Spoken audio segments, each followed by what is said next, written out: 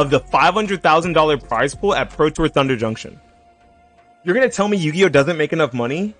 You're going to tell me Konami, not just Yu-Gi-Oh, doesn't make enough money and have good enough coverage to give players a fraction of this money. I'm not even saying that for the Pro Tours, for the YCSs, and World Championship qualifiers and actual Worlds, they should be making $500,000, or there should be a $500,000 prize split. They could get a crumb of this. Each YCS could be $50,000 split between top 8, and that would still be better than the dog shit, the trash they're getting right now. I believe Yu-Gi-Oh! Is the only game where if you're at the top of the game, you're literally not making money from the event. You're not outright literally making money, and it's fucking ass. It's really bad. And I think the competitive scene for Yu-Gi-Oh! Is very healthy for how crazy that game is, for how kusoge of a card game that game is. Okay, there are giant parts of Yu-Gi-Oh's history where the decks have been so expensive and so landslide one-dimensional that you're almost always going to see that deck in Top Cut 5 to 6 times. Okay, I can show you some of the decks that won. I'll show you the. Let's go back to.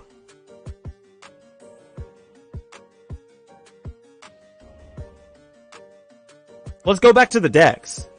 Right, Sam, I think Seth Menfo won, right? Seth Menfo got first. So if I show you the decks that were played, I could show you like Phoenix and the Amalia combo. Where's Seth? It looked like Seth won with Rakdos Vampires. I can show you 2 prices for the decks. Rakdos Vampires is a little less, though, so I'll show you guys Amalia combo, which was very, very popular that weekend, and show you prices of it really fast. So, Abs and Amalia, it should be like $500. Yeah, it's $500, okay? For a competitive level, top tier deck that will then, if you make it into that top 8, will make you your money back. You already made the money back on that deck. And then I can also show you, is it called Arc Like Phoenix? I think it's, is it Phoenix? This is another popular deck in the format. I believe this deck's only like $350. Can you show me like the Is It Phoenix decks that like did well? I'll just click any Is It Phoenix deck. It doesn't matter. They're all, like most of the lists are the same.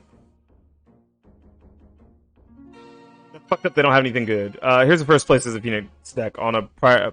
Yeah, not even $350. $300. It's $300 and you make your money back. You absolutely make your money back. There's Yu-Gi-Oh decks right now. If I were to show you the cost of the Snake Eye deck, right? Fire King Snake Eye or Snake Eye. It's so expensive. Look at Bonfire.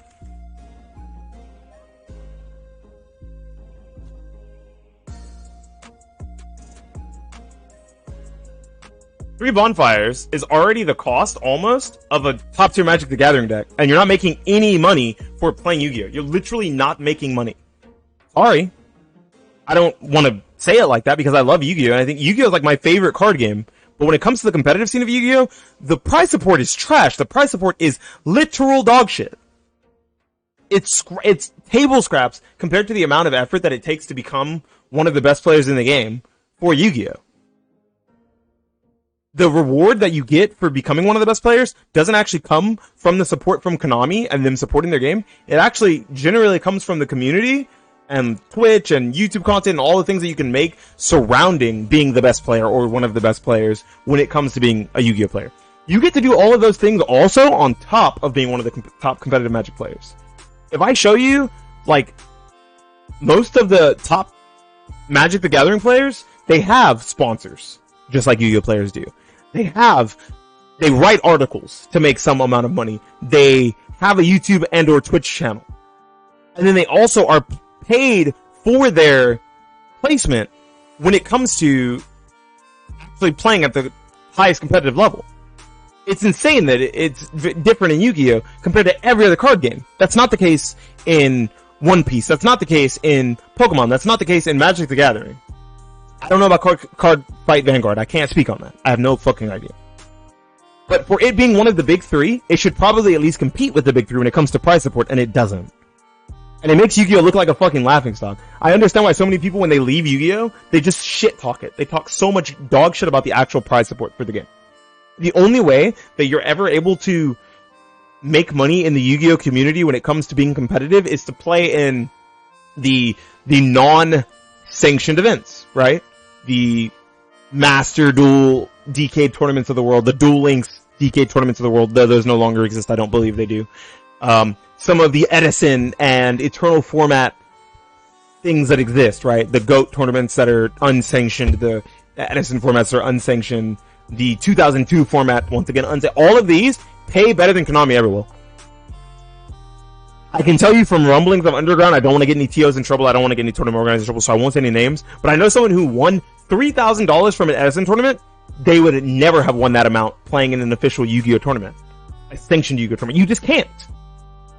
That was enough to pay his way for 2 months to play in another unsanctioned Edison tournament and then make his, I think he made like something like $1,100 or $1,150 in the next event. That paid his way more than any official sanctioned Yu-Gi-Oh tournament is. And that shouldn't be the case. Players shouldn't have to play in these underground online tournaments or these underground offline tournaments to make money playing their favorite card game. It's so bad. It looks really awful in comparison to every other esport. That's why Yu-Gi-Oh, whenever people are like, oh my gosh, Master Duel's out, it's time for Yu-Gi-Oh to go into the mainstream to become esports. Yu-Gi-Oh will never be esports as long as we continue to allow this archaic thought process of not paying players to be the prevalent factor in the competitive scene.